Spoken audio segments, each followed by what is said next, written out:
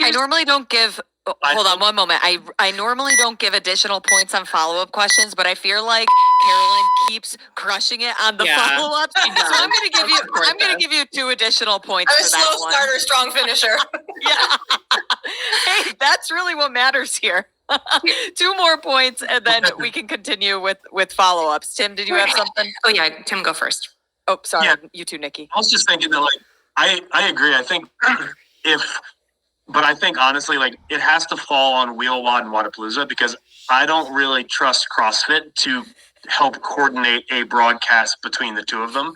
I think perfect world scenario, maybe they coordinate a broadcast. If you're going to charge for a broadcast or something like that, bundle the two together so that you pay for one access and you can watch it all. I think but again, that's a lot of coordination, and everyone knows that the media, the broadcast side of events is incredibly difficult and time resource intensive, time restrictive. So I don't know if it would be even remotely possible, and it would probably require some outside investment, i.e. maybe CrossFit, because they are the ones, should be backing Wheelwad, as the event for those divisions. But yeah, like I said, I don't put a lot of stock or faith in that. Yeah, so I don't see that happening, only because it's a full separate entity. It's not a part of the CrossFit Games season. It's not a part of anything CrossFit. I just don't see that. And here's the thing, I'm just going to be very real, it's unfortunate, but I think if you're Wadapalooza and you're famous for having top tier elite athletes doing cool shit at your events, and if you're a regular average CrossFitter that is going to watch whatever's happening that weekend, we are CrossFit junkies. We have the double screens and the 72 hours of regionals coverage.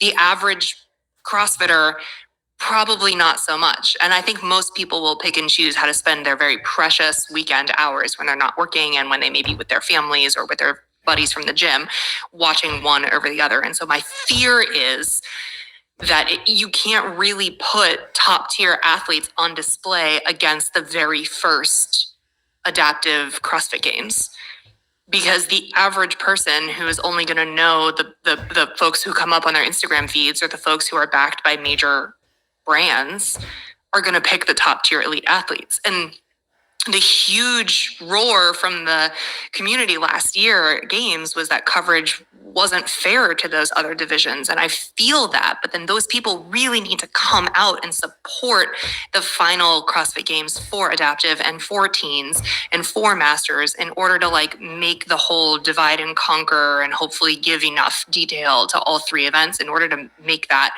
have the weight that it had in order to make it worth it. You know what I mean? We really need to dedicate ourselves as a community to show everyone that was a worthwhile decision and that we should be making more of an investment in each individual division and its coverage and its storytelling and its broadcast. So I just fear that we need the whole community on board, and you can't really necessarily rally people and pit one against the other when you have those 2 major events going on. This is not fair to ask the average viewer who maybe will watch an hour here or there to watch both. So my follow-up question is, even if we didn't have SoCal, would people tune in? Are we actually splitting people's interests or not? That's a great question. The legends, if on that weekend, how many people are we expecting to tune in to the Wheel Wad? Is that an interest to me, to you, to everybody out there? Potentially yes, potentially no. If the broadcast is good, if the resource is there, if you're making it an amazing show and entertaining, because it's sports, it's supposed to be entertaining, maybe more people will show up over the years. But year one, what are the expectations? So that's question number 1. Just in terms of, are we actually splitting any hairs? And then 2, it's September 19th to the 20th, 22nd, whatever. How many elite are going to be competing from the games? I know SoCal and Wadapalooza, they're going to want to attract. A lot of people are paid by tier right now in that elite space. But what, and this is where, I didn't know what to think of it, is we don't know what SoCal is going to be. Who are they trying to attract at the SoCal event? Because Miami has its own history. It's in January, all of that.